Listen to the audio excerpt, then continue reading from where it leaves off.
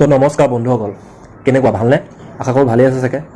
লকডাউনৰ সম্পূৰ্ণৰূপে পালন কৰিছে, ঘৰতে আছে, ঘৰতে থাকক। ময়ো ঘৰতে আছোঁ, থাকি ব'ৰ হৈছোঁ। তো ভাবিলোঁ যিখিনি নিজে জানো এডিটৰ বিষয়ে আপোনালোককো অকণমান আপোনালোকৰ ওচৰত শ্বেয়াৰ কৰোঁ।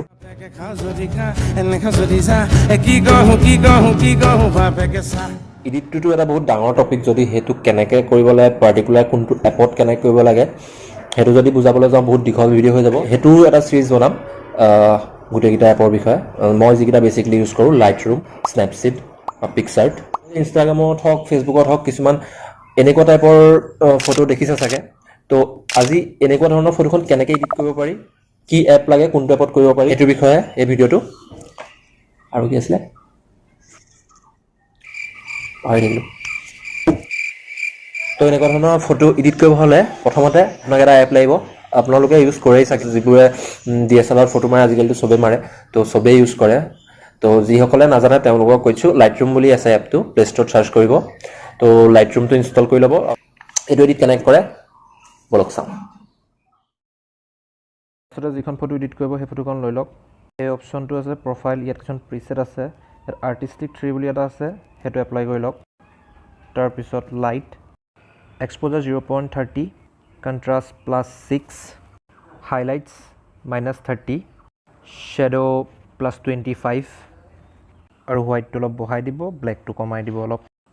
তাৰপিছত কালাৰ্ছ অপশ্যনটোলৈ যাব লাগিব, টেম্পাৰেচাৰটো কমাই দিব লাগিব, তো অকণ ব্লু কৰি দিম, +8। এতিয়া কালাৰতে যিটো অপশ্যন আছে মিক্স, ইয়াত সকলো ধৰণৰ কালাৰবোৰ চেঞ্জ কৰিব পৰা যায়, যাৰ যোনটো কালাৰ লাগে, ৰেডৰ, আপোনাৰ গ্ৰীণৰ, ব্লু, একুৱা, পাৰ্পল, সকলো কালাৰ চেঞ্জ কৰিব পৰা যায়। ইয়াত কি ভেলু চেঞ্জ কৰা হৈছে সেইটো ওপৰত লিখি দিয়া আছে, আপুনি সেইটো চাই পেলাই এপ্লাই কৰি ল'ব। সকলো ফটোতে বেলেগ হ'ব পাৰে, মই যোনখন যদি কিছুমান 50 দিছোঁ, আপোনাৰখনত 45 হ'ব পাৰে, 40 হ'ব পাৰে, চবতে তেনেকুৱা। ব্ৰাইটনেছটো হওক, এক্সপ'জাৰ হওক, হোৱাইট হওক, ব্লেক হওক, এইবোৰত মানে মই যিমান দিছোঁ আপোনাৰটো যে সিমান হ'ব তেনেকুৱা নহয়। মই যদি 50 দিছোঁ, আপোনাৰ 55 হ'ব পাৰে। তো এই লাইটছৰ এটা ইফেক্ট আছে, অপশ্যন আছে কাৰ্ভ বুলি। এই অপশ্যনটোত মানে আপুনি কিছুমান ফটোত দেখিব পাৰে অকণমান ফেড ইফেক্ট থাকে, কিছুমান অলপ ব্লু ফেড থাকে, হোৱাইট ফেড থাকে, এইবোৰ ইয়াত কৰিব পাৰি। এইটো এটা বহুত ডাঙৰ টপিক, এইটো বেলেগ এটা ভিডিঅ'ত বুজাম। এইটো মই যেনেকৈ ৰাখিছোঁ প্ৰায় তেনেকৈ ৰাখিবলৈ চেষ্টা কৰক। এইটো অকণমান ফটোখন ডিটেইলছ আনি চেঞ্জ নকৰিব, ক্লিয়াৰিটিটো বঢ়াই দিম অলপ, যথেষ্ট। এইটো আমি বঢ়াই দিম। এইটো যদি ফটোখন অলপ ফগি ইফেক্ট থাকে, সেইটো কমাব বঢ়াব পাৰি। আৰু এই ভিগনেটটো কৰি দিম -10। ইয়াত যোনটো আছে স্প্লিট টোনটো আমি চেঞ্জ কৰিব লাগিব।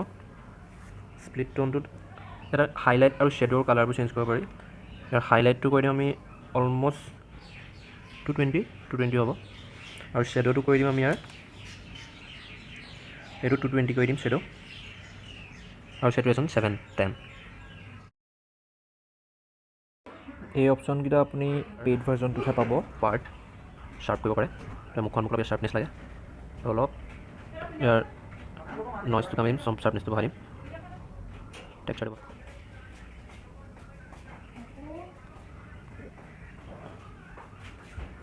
এইটোৱে অলপ টেবুলখনত টেক্সচাৰ দিম, ঠিক আছে। ক্লিয়াৰিটিটো বঢ়াই দিম, টেক্সচাৰ, শ্বাৰ্পনেছটো বঢ়াই দিম। আহিলে ফটোখন আৰু যিখিনি সৰু সুৰা আছে অলপ, সেইখিনি নিজে আমি মিলাই দিব পাৰোঁ। এতিয়া আমি এখন এইটো হৈ গৈছে, এতিয়া ছেভ কৰি ল'ম। ছেভ হোৱা ফটোখন স্নেপচিটত এড কৰিম। এই টুলছত থকা হিল অপশ্যনটোত যাম, মুখত থকা পিম্পলছ, মাৰ্কছ এইবোৰ আঁতৰাই দিম, অলপ ক্লিয়াৰ কৰি দিম ইমেজখন।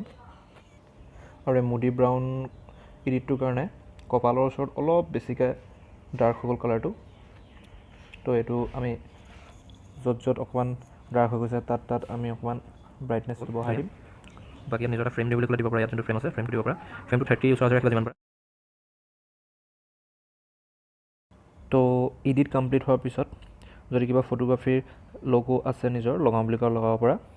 এইটো মোৰ ইয়াত লগো এটা আছে, যিটো মই দেখাই দিছোঁ। এইটো মই নিজে বনোৱা হয়। এইটো কেনেকৈ বনাব লাগে, কি কৰিব লাগে, সেইটো মই সকলো বেলেগ এটা ভিডিঅ'ত দেখাই দিম। প্লেচ কৰি ছেভ কৰিব লাগিব। তো ব্ৰাছত গৈ এই ব্ৰাছ অপশ্যনটোত গৈ পেলাই এইটো ইয়াত অপশ্যনটোত বাট এই ফটোখন মই মৰা নহয়, ইহঁতি ক'ৰবাত গৈছিলে নিজে মৰা, তো মই ইয়াত লগতো নিদিওঁ। বেচিকেলি এই চেনেলটোত মই এডিটৰ ৰিলেটেডে কিছুমান এডিটবোৰ মই আপোনালোকক কৰি দেখাবলৈ ট্ৰাই কৰিম। পিকচাৰ খুব কম ইউজ কৰোঁ, বেছিভাগ লাইটৰুমৰ স্নেপচিট ইউজ কৰা হয়। তো লাইটৰুমৰ প্ৰতিটো ফিচাৰ্ছ, স্নেপচিটৰ প্ৰতিটো ফিচাৰ্ছ কেনেকৈ ইউজ কৰিব পাৰি, তাৰ ইউজ কি, সকলো দেখাই দিম। তো বন্ধুসকল আজিলৈ ইমানেই।